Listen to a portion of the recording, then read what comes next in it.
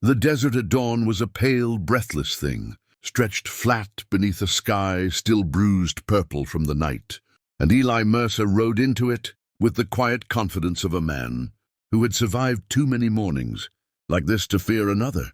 His horse's hooves pressed, soft prints into the sand as they moved between scrub and stone, the air cool enough to sting the lungs, the silence broken only by leather creaking and the distant cry of a hawk. Eli was a cowboy forged by hard years and harder choices, broad-shouldered, weathered, carrying scars that spoke of gunfights, cattle runs, and the kind of loneliness only the frontier could teach. He had heard rumors for weeks, whispers passed from saloon to trading post about a masked Apache warrior haunting this stretch of land, striking patrols, vanishing like smoke, leaving behind only blood and questions. Men said the warrior wore a dark helmet.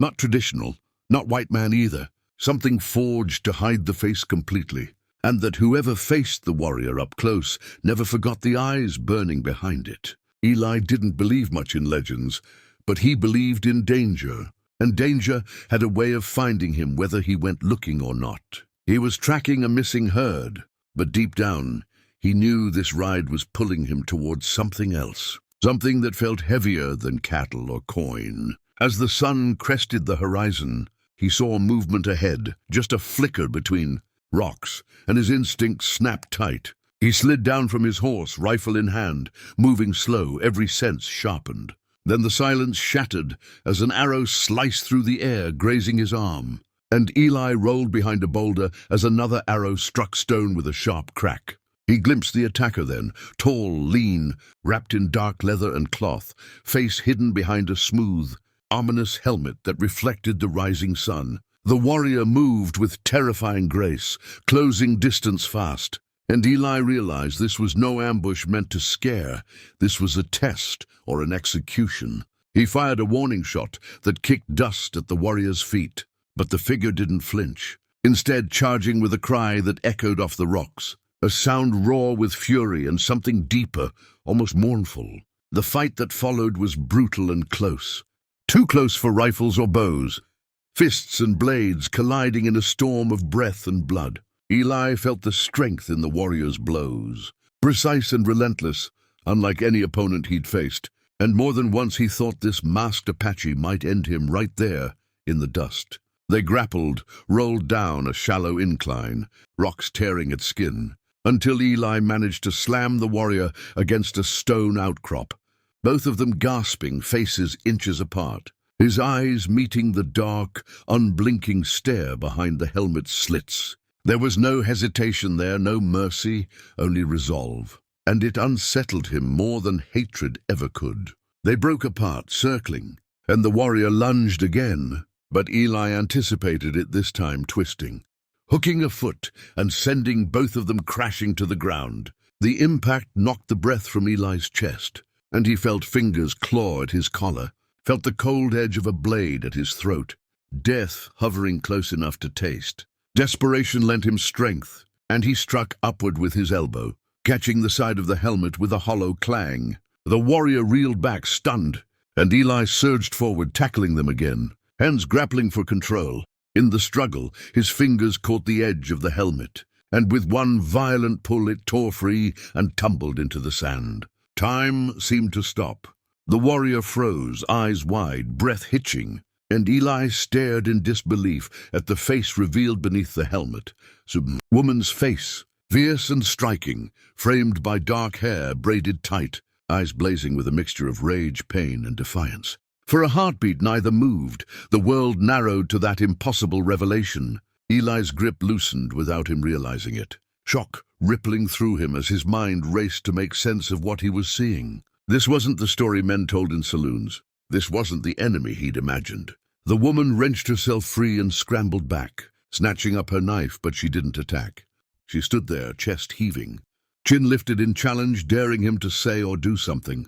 Eli slowly raised his hands, palms open, his voice rough when he finally spoke, asking her name, asking why. She answered with silence at first, eyes never leaving his, and in that gaze he saw a depth of grief that made his chest ache. When she finally spoke, her voice was low and steady. telling him her name was Naya, telling him she fought because she had nothing left to lose, because men like him had taken everything from her people and from her personally. Eli felt the weight of her words settle heavy on his shoulders. Memories of burned villages and broken treaties rising unbidden. He tried to tell her he wasn't like the others, that he didn't ride for the army or the bounty hunters. But the words sounded weak even to his own ears. She laughed then, a sharp, bitter sound, and said all white men claimed they were different when it suited them. She stepped back, retrieving her helmet. But before she could put it on, Eli noticed blood trickling from a cut on her temple, the result of their fight. Without thinking, he reached for his canteen, offering water, a gesture that surprised them both. Naya hesitated, suspicion warring with exhaustion, then finally accepted it, never lowering her guard. They stood there in the open desert, enemies bound by circumstance, and the strange intimacy of violence survived. And Eli realized this encounter would follow him long after the dust settled. He felt a pull, not of desire but of responsibility, a sense that the frontier had placed him at a crossroads he could not ride away from. As Naya turned to leave, disappearing back into the rocks with her helmet under her arm, she paused and looked. Back once, telling him if he followed her trail again, she would not stop at disarming him. Then she was gone, swallowed by the land, as if she had never been there.